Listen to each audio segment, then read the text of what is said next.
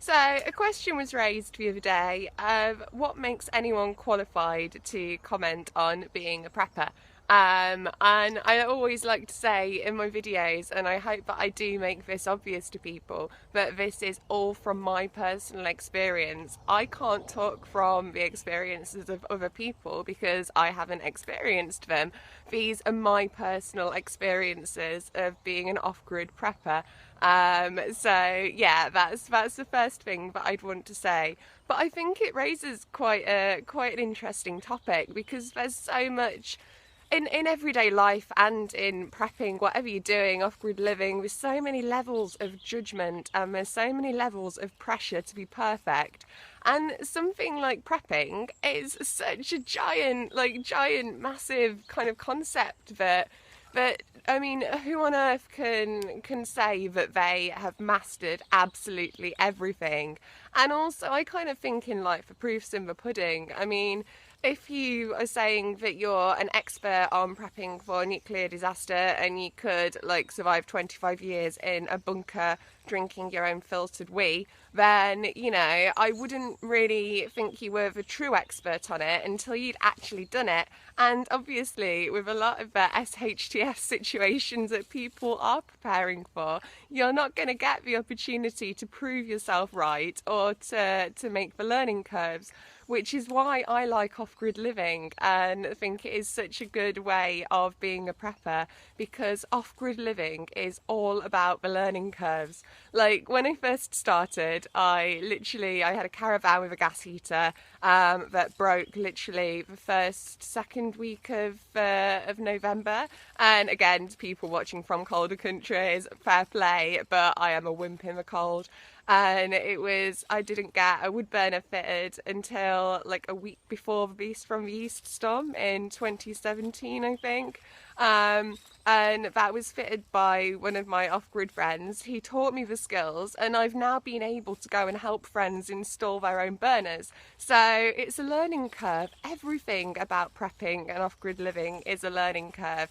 I mean, it's that whole every day is a school day thing. So yeah, I mean, what makes someone qualified? What makes me qualified to give advice? I don't think anything. I think it's up to your judgment. I think that you've got brains. People have brains, I hope. And I've got MRI scans to prove that I definitely have one, which is quite reassuring. But yeah, make up your own mind. You don't have to watch these videos if you don't want to. And anybody that says that they know it all or think that they know it all, then I really would be quite skeptical, because that just means that that is somebody that's unwilling to learn. I mean, the amount of times that I've been doing something and someone's like chopping wood, for example, and a friend will come over and be like, oh, yeah, you're doing a bit of a weird way. Like, have you tried doing it like this?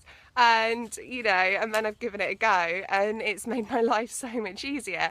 I've got one of my awesome friends, Red. I gave her a bushcraft knife for her awesome 50th birthday present. Had to be a special one, and she was saying she was struggling to cut carrots with it, and I've said, well, you need to use it like differently from a different knife. So she's one of the most hardcore, awesome, amazing off-gridders that I know. And so the fact that, that I could teach someone that I respect so highly, like that really kind of shows to me that everybody is on a learning curve. However long people have been doing like off-grid living, they're still learning things absolutely every day. And I kind of think that the same thing applies to prepping, because I mean, every day is a learning curve. I mean, you might go out one day, fall over, and think, oh God, I really wish I'd had a first aid kit with me. So go out and buy a first aid kit. And does that make you a prepper? In my book, it would. So, yeah, literally anybody who owns something like this, I would class you as a prepper. You are preparing for a first aid emergency. But I mean, a lot of people seem to have the image that if you're a prepper, you've got to be carrying, like all the molly bags and like all the big knives and everything. But I mean, realistically, you've got to prep for what is going to be suitable for you, what is going to fit in with your lifestyle. And there's not really a kind of a simple answer to is anyone qualified for being a prepper, because nobody really, unless they have survived a shit for fan scenario that they're talking about, then they're just basing it all on speculation. So yeah, and I mean, I'm always very, very happy to say I will double check things with people before I post them, if I'm not sure. But I still get watts and volts and amps confused. I'm not an expert, but I know how to run my own off-grid solar grid. And it's one of those things, and I think that there are so many pressures to be perfect. People look at prepping and think, oh my god, I need to do this, especially like I said before, with all these recent wake-up calls, pandemic and power outages and everything, the world going crazy. So many people are getting into prepping and just not knowing where to start, because they're just like, oh my god, it's such a big thing. When, like I said on my video the other day, just go out and buy a bit of extra food, double your food stocks, like keep a bit of a food supply and get some decent first aid equipment. All of those things are prepping. There's not a perfect prepping person.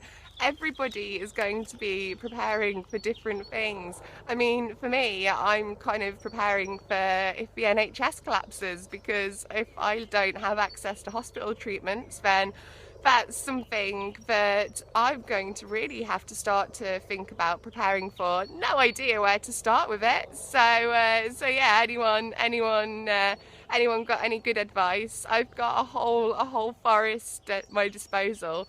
But obviously, like if SHTF happens, I'm just genuinely going to be taking bets on how long I last, I think. You can't prepare for everything as well. I think that's something that people need to realise. You could be somebody you could be somebody who's totally physically healthy, and then ends up with an illness or an injury that takes you out, and then where would you be if you thought that your whole existence as an identity as a prepper was based on your physicality and your physical ability? If that was taken away from you, then what would you have? So the knowledge and the skills are the things that need sharing. The knowledge and the skills are things that keep people prepared, that make people prepared. And that's what I'm wanting to do with these videos. I've had friends encouraging me to do it for so long. And I would not say that I am an expert at all, but I am sharing my prepping journey and my off-grid life with you guys.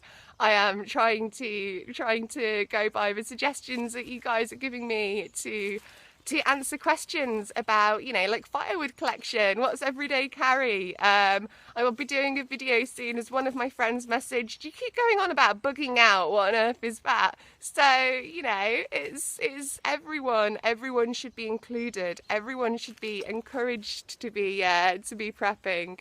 But it shouldn't be a big scary lifestyle change for a lot of people. It looks like it is, but it really shouldn't be.